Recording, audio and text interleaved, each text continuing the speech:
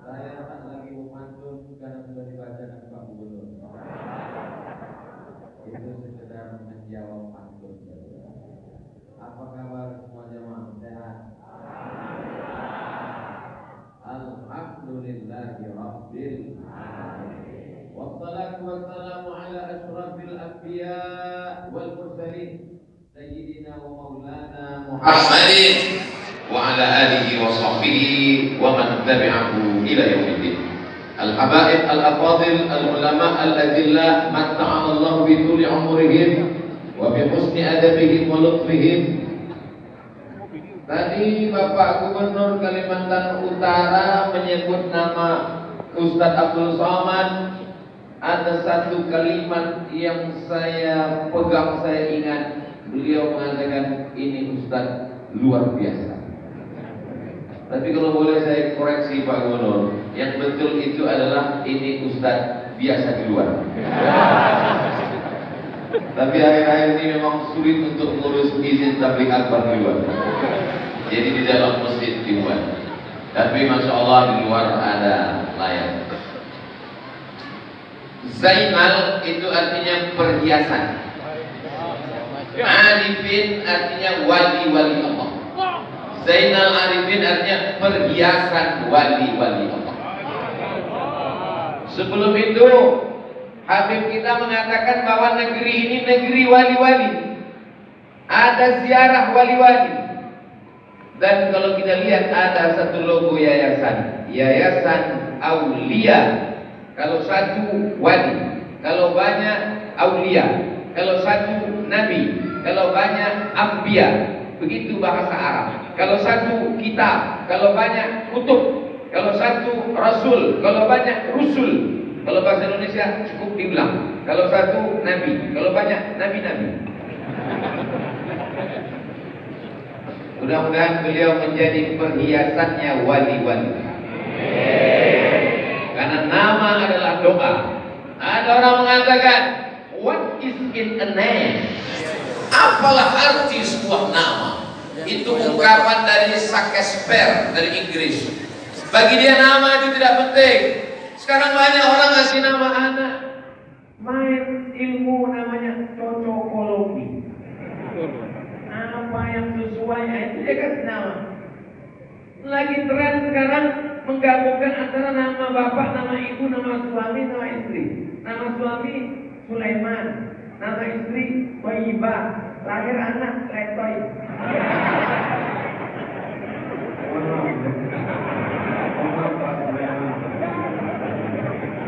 Cobalah kasih nama yang baik-baik. Barokah doa. Akhirnya beliau diangkat Allah menjadi perhiasannya wali-wali yang ada di Kalimantan Utara. Allahu Akbar. Saya sebelum kemari dari bawah mampir singgah ke rumah Bapak Bupati Kabupaten Bulungan. Saya sudah banyak mampir ke rumah wali kota, ke rumah gubernur, ke rumah menteri, ke rumah bupati. Biasanya mereka mengidamkan makanan. Paling banyak ikan itu 1-2 ekor. Tapi di Bulungan luar biasa 1000 ekor.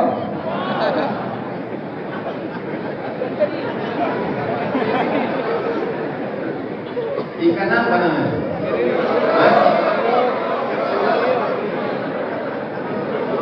Siapa yang mau makan malam 1000 ekor, datanglah ke Bulungan. Luar biasa. Gimana rasanya Pak Ustaz? Sulit untuk diungkapkan dengan kata-kata. Karena rasa itu tak bisa diwakilkan dengan kata. Kalaupun ingin mencoba memilih kata untuk mewakili rasa, rasa pasti didustakan oleh kata. Andai aku menceritakan apa yang kurasakan saat ini, rasamu belum tentu rasaku. Pak Bupati ini orang yang beruntung dan bertuah. Kenapa? Ibunya masih ada.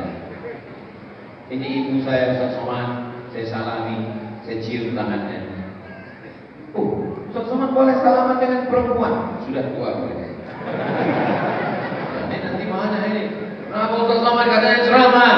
Tidak boleh sentuhan dengan tangan perempuan. Dengan ibu kita. Melihat ibu orang, ingat ibu kita. Melihat anak orang, ingat anak kita. Tapi melihat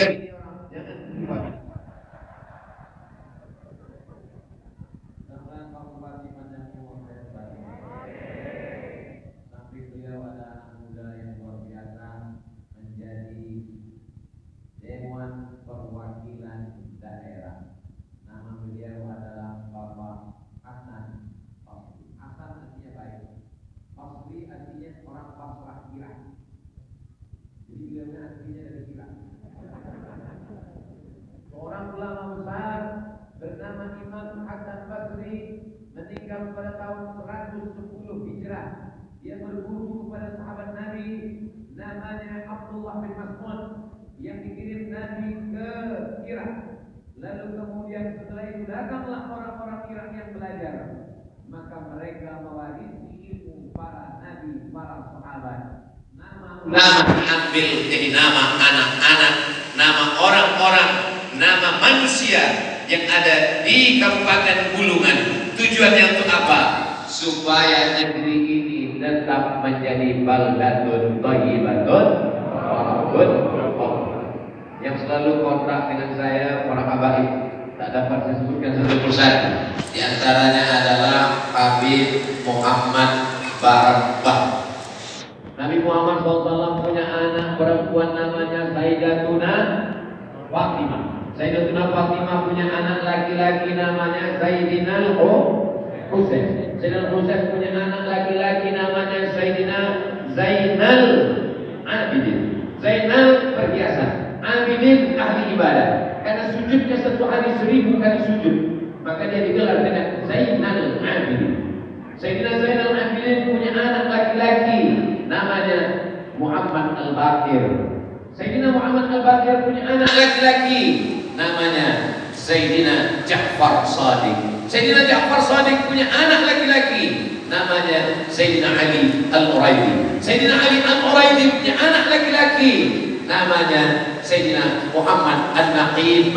Sayyidina Muhammad An-Naqib punya anak laki-laki namanya Sayyidina Isa. Sayyidina Isa punya anak laki-laki namanya Sayyidina Ahmad bin Isa Al-Muhajir. Disebut Al-Muhajir karena dia pindah dari Baghdad ke Yaman, negeri yang didoakan Nabi. Allahumma barik lana fi Yamanina, berkahilah Yaman. Sayyidina Ahmad bin Isa Al-Muhajir punya anak cucu, ilmunya sampai ke atap. Atap itu bahasa Arabnya saqaf, maka dipanggil dia dengan as-saqaf. Orang Indonesia susah menyebut as-saqaf, ditulis as-segaf. As-segaf, Al-Haddad, Al-Jifri bin Syihab bin Syekh Abi Bakar. Itulah dia fam marga para habaib yang sampai ke Nusantara dan sampai ke Bulungan, dan sampai hari ini mereka masih ada. Al-Jifri, Al-Haddad, salah satunya adalah Barak Wah. Jadi ketika kami bertemu dengan ketua Persatuan Para Habaib Zuriyat Keturunan Nabi Muhammad SAW di Jakarta, Rabithah Alawiyah, namanya adalah Sayyidi Al-Habib Zaid bin Sumaid. Kata beliau, ada beberapa fam marga habaib yang sudah tidak ada lagi di Yaman, sudah punah. Di antaranya adalah marga Barak Bah, dan itu masih ada di Bulungan. Jadi fam Barak Bah ini mesti punya anak banyak supaya masih hidup lagi sampai hari kiamat. Ingat, saya hanya mengatakan anak yang bukan istri. Saya mesti jelas yang menyampaikan. Nanti dipelintir ceramah saya. Tak dapat saya sebutkan satu persatu. Bapak Kasdim, Bapak Kasrem, Ustaz Somad ini yang disebutnya bupati, gubernur, habaib, ulama, Pak Kasdim, Pak Kasrem. Tak adil Ustaz Somad ini. Kami datang menunggu dari tadi. Kenapa tuh Ustaz sebut? Kalau saya bahas satu-satu, azan subuh baru selesai. Bagaimana cara menyapanya biar supaya semua kena? Muslimin, muslimat, mukminin, mukminat, hadirin, hadirat yang belum kawin dan belum sunat, semuanya dimuliakan Allah Subhanahu wa taala. Ya Rabbal alamin. Di tempat lain baliho ini penuh dengan foto-foto, tapi di Bulungan gambar saya saja yang dimuat. Tak di mana dapat panitia? Warna baju tidak ada hubungan dengan warna partai apapun. Memupuk keimanan dan ketakwaan. Nah, ini banyak yang masih belum bisa membedakan iman dan takwa. Kalau anak-anak kita ditanya apa itu iman? Iman adalah iman. Takwa, takwa adalah takwa. Apa beda iman dengan takwa? Jangan banyak tanya. Banyak tanya Yahudi masuk neraka. Ada teman kita kasih tahu, ada razia di Jalan Jenderal Sudirman. ada razia lalu lintas di Jalan Jenderal Sudirman. Percaya bahwa di Jalan Sudirman ada razia, itu namanya iman. Apa namanya? Iman. Iman kepada apa? Iman kepada razia. Karena percaya bahwa ada razia, lalu sebelum berangkat cek helm, bunyi klik atau tidak, buka kantong, lihat STNK BPKB, bayar pajak atau tidak, sampai pas mau berangkat tutup pentil ban pun dilihat. Saking takutnya, maka takutnya dengan menyiapkan surat-surat dan helm itu disebut dengan takwa. Jelas? Biasanya definisi dengan contoh itu lebih paham, lebih masuk ke akal pikiran. Jadi kalau nanti ada orang bertanya, apa itu beda iman dengan takwa? Udah dijelaskan Ustaz Somad kemarin. Apa itu? Kena tilang. Percaya ada razia, itu namanya iman.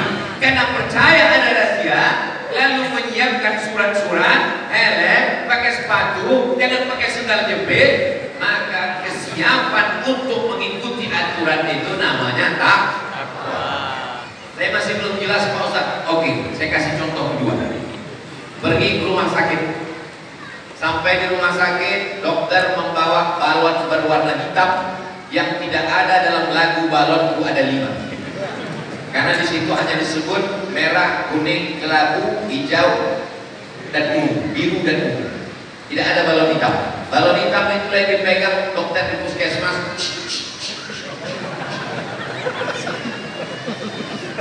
Diikatnya lengan kita, dipencet-pencetnya balon hitam, lalu setelah itu dia katakan, Bapak kena penyakit darah tinggi, darahnya 150 per 180. Percaya kepada ucapan dokter itu namanya iman.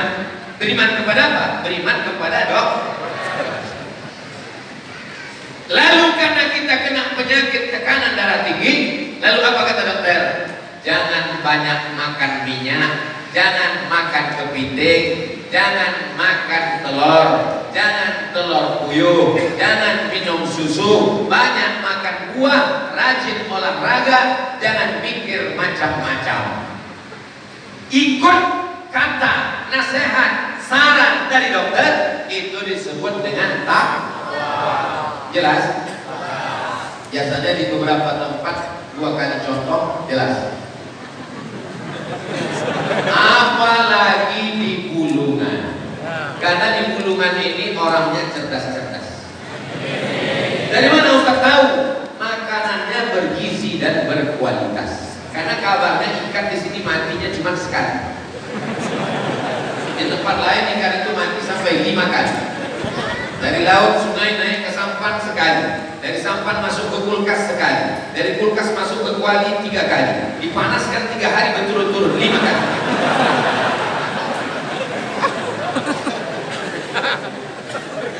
Tidak terlalu jauh adat istiadat. Walaupun saya mau sampai ke Bulungan ini luar biasa. Habis sholat subuh berangkat dari Pekanbaru ke Jakarta 1 jam 40 menit. Dari Jakarta terbang sampai ke Balikpapan. Tak tahu tak berapa menit. Pokoknya tertidur, saya buka kaca masih di awan. Mendarat di Balikpapan, naik pesawat lagi sampai ke Tanjung Selor. Sampai di Tanjung Selor, datang ke Masjid Al-Istiqomah. Begitu ngobrol dengan orang di sebelah, orang Riau juga.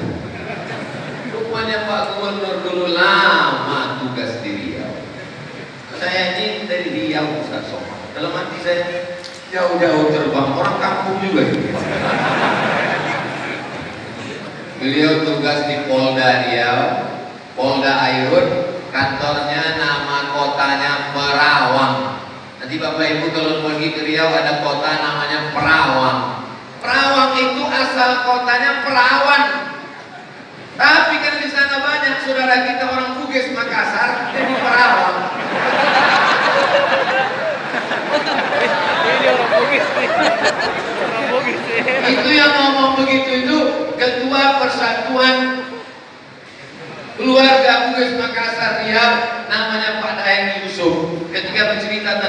pengaruh Bugis Makassar di Riau. Sampai-sampai mereka ubah nama kota itu dari Perawat menjadi Perawat. Makam pisang di bawah jembatan. Begitulah asimilasi budaya. Kami negeri Melayu, tapi semua suku bangsa ada di sana. Karena kita sudah bersama dalam kebinekaan, bineka tunggal ika. Jadi secara budaya tidak begitu jauh, fisik rupa bentuk wajah juga mirip-mirip. Lalu kemudian agama juga demikian. Kami dulu punya Kesultanan Melayu namanya Kesultanan Siak Sri Indrapura. Perawat itu masuk dalam Kesultanan Siak. Sama-sama berawal 1723-24. Sedangkan Kesultanan Bulungan juga 1730-an. Jadi masih kepala 17 sekian. Itu untuk adik-adik yang mau ngerti sejarah mudah. Sultan yang pertama di Bulungan namanya Wira Amir, gelarnya Amirul Mukminin. Amir pemimpin, Mukminin pemimpin orangnya beriman. 300 tahun kekuasaan Bulungan. Ketika Indonesia merdeka tahun 1945, Kesultanan Bulungan menggabungkan diri dengan Negara Kesatuan Republik Indonesia tahun 1949. Sedangkan Riau bergabung pada tahun 1946. Tolong ingat baik-baik karena ini akan masuk dalam UAS ujian akhir semester. Kami gak bisa tulis Pak Ustadz, gak usah ditulis karena ceramah saya malam ini direkam, kamera dekat maupun kamera jauh, nanti tinggal ditonton di channel Ustadz Abdul Somad Official. Subscribe, like, share, and comment. Jamaah yang dimuliakan Allah Subhanahu wa Ta'ala, mengapa tidak dikatakan menanamkan iman? Mengapa dipakai kata memupuk iman? Karena tidak ada orang lahir yang tidak beriman. Semua anak yang lahir dalam keadaan beriman. Kata siapa? Kata Nabi. Ma min mauludin illa yuladu alal fitrah. Semua anak yang lahir dalam keadaan fitrah. Fitrah bukan kertas kosong. Fitrah bukan kampas yang belum dilukis. Fitrah kata Abu Hurairah, fitratul Islam. Anak yang lahir itu sudah beriman. Hanya saja banyak imannya mati karena tidak disiram dan tidak dipupuk. Itulah mengapa dipilih kata pupuk. Bagaimana memupuk iman yang sudah ada dalam diri anak-anak kita ini? Maka anak ini dihadirkan dalam kajian. Pengajian subuh besok insya Allah, kultum zuhur, pengajian asar, pengajian maghrib ke isya, pengajian iktikaf malam, pengajian tahajud bulan Ramadan, tabligh akbar. Jadi kalau hadir ditanya orang, ini Abdul Somad ini dalam rangka apa? Gak ada rangka-rangka kata dia. Yang namanya memupuk iman itu gak pakai rangka. Pagi, petang, siang, malam dia mesti dipupuk. Kalau tidak dipupuk dia akan kurus dan mati. Oh, kalau begitu Ustaz ini kurus karena tidak dipupuk.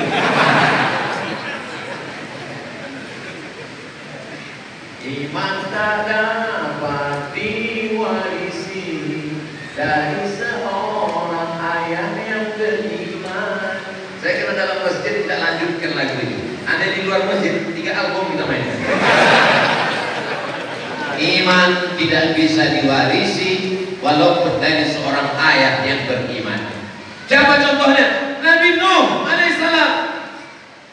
Nuh itu bahasa Arab. Nuh, orang Barat menyebutnya Noah. Anaknya namanya Kan'an.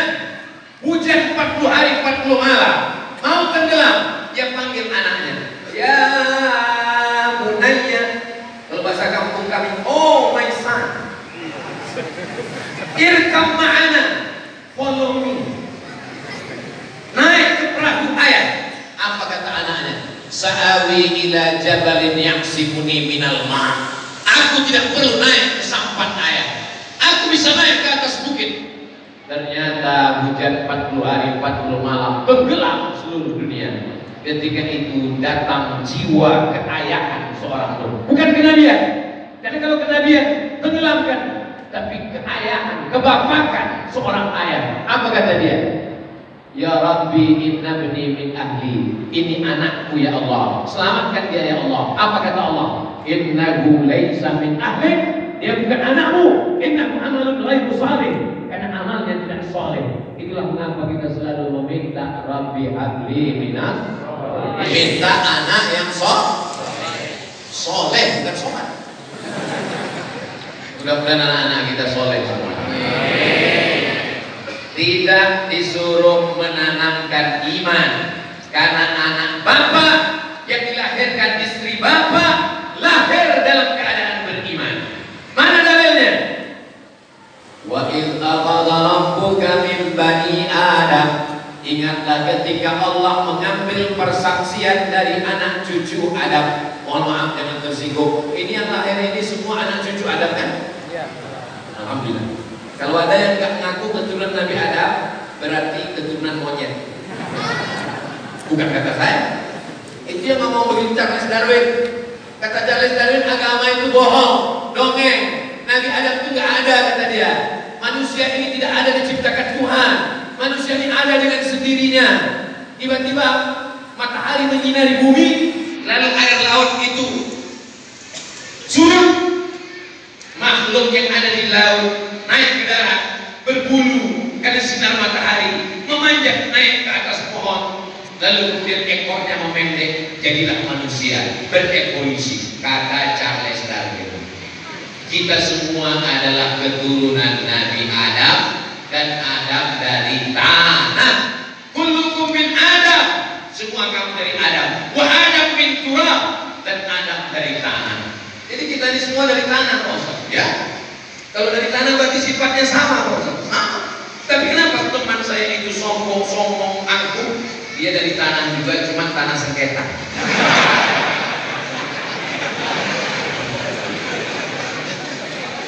Gubernur, bupati, DPD, Kasret, Kapolres, Wakapolres bisa duduk di tempat yang sama, sehingga kalau tidak dibacakan oleh Habib tadi urutannya kita bukan tahu yang mana pejabat, mana rakyat jelata, mana semuanya sama di hadapan Allah Subhanahu Wa Taala. Betul?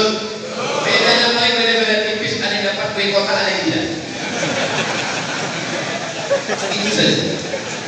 Tapi di hadapan Allah Subhanahu Wa Taala semuanya sama. Lalu ketika Allah mengambil persaksian, belum ada kuku, belum ada bulu, belum ada darah, belum ada daging, belum ada tulang, masih dalam bentuk ruh. Ketika itu Allah bertanya, apa kata Allah?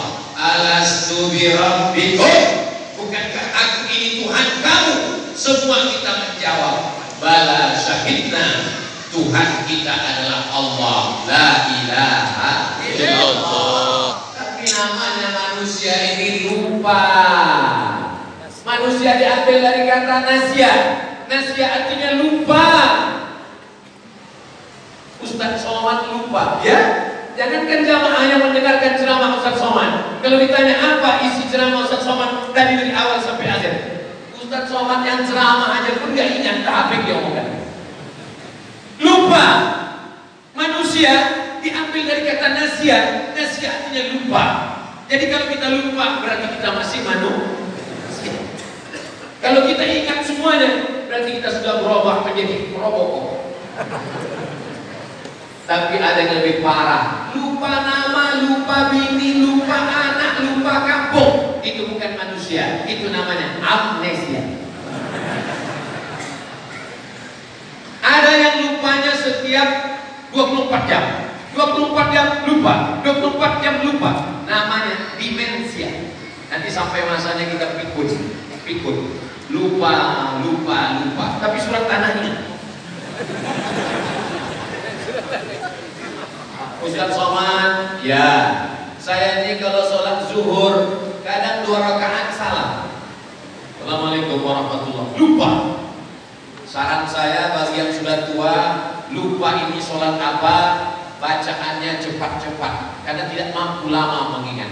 Hari ini bapak boleh tersenyum, hari ini ibu boleh tersenyum, tapi sampai masanya nanti ketika terjadi itu pada diri anda, lalu kemudian ibu meneteskan air mata berkata, betul kata Ustaz Somad. Lupa. Demensia. Ada yang lebih lupa lagi adalah amnesia.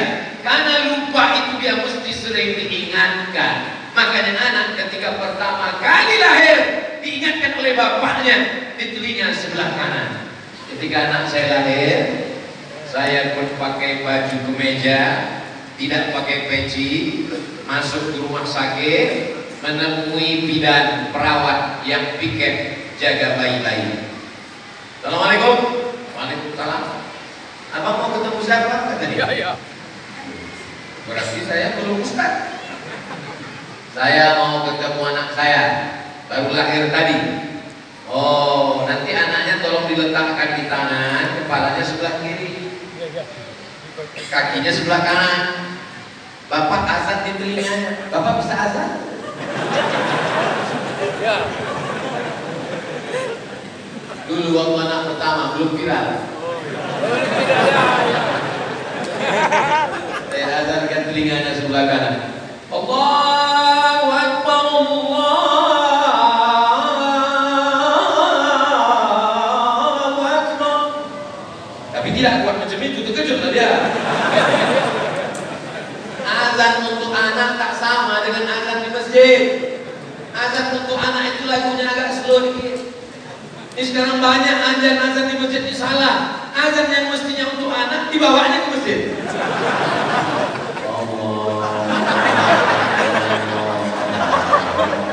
Saya kalau udah dengar di masjid suara azan masjid nanya, itu anak siapa ini?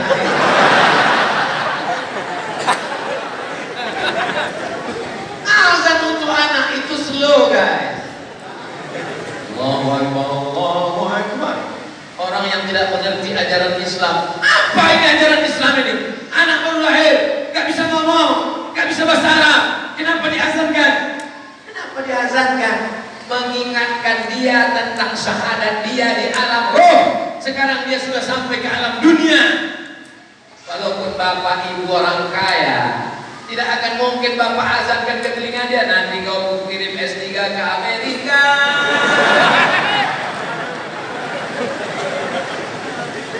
Untuk menanamkan iman. Bapak-bapak yang dulu waktu anaknya lahir belum mengazankan anaknya, jangan setelah pulang ini diazankan. Karena mengazankan anak itu hukumnya sunnah, tidak wajib. Jangan gara-gara ceramah saya ini pulang keluar sini nak. Anak harus semester 2. Kenapa anak yang baru lahir itu diazankan? Memupuk keimanan. Subuh azan, zuhur azan, maghrib azan, isya azan. Mau mati ke liang lahat pun diazankan. Menurut sebagian mazhab Syafi'i. Ustaz Somad? Ya. Kenapa orang mau berangkat haji itu diazankan? Mau berangkat haji diazankan karena zaman dulu baru naik pesawat itu tahun 1976. Sebelum itu orang naik kapal laut, berangkat 3 bulan, pulang 3 bulan, di Makkah sebulan, 7 bulan baru balik. Banyak yang berangkat mati di tengah laut. Itu maka diazankan. Yang tua-tua berangkat meninggal, maka sama seperti melepas jenazah. Itu maka diazankan. Yang muda-muda berangkat, pulang lajang, balik begini. Ketemu jodoh di kapal laut. Baca sejarah cerita Buya Hamka dalam perjalanan haji, banyak anak-anak muda di kapal itu ketemu dengan jodoh. Itulah jodoh yang paling indah diceritakan ke anak cucu.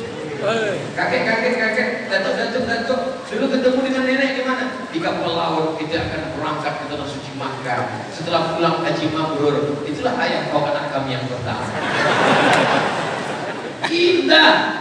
Nenek, di mana dulu ketemu dengan datuk? Kami naik kapal laut, berkenalan dengan ayahmu, pulang, nikah, punya anak. Itulah kau anak yang pertama. Kami kasih namanya Safina. Apa arti Safina? Kapal laut.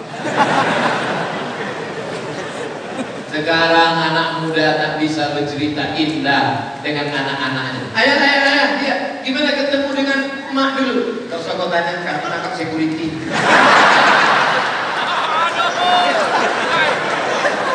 Apa yang dimuliakan Allah Subhanahu wa Ta'ala. Buatlah cerita yang indah supaya cerita itu akan indah pada masanya, diceritakan untuk anak cucu, termasuk yang hadir malam ini akan pulang ke rumah membawa cerita keimanan yang penuh dengan keindahan, insyaallah. Gimana ketemu dengan emak dulu? Waktu itu ada pengajian di Masjid Al Istiqomah. Pas pulang pengajian, sendal hilang. Pas kami lagi mencari-cari, telaga kepala aku dengan kepala emakku. Kami memandang itu.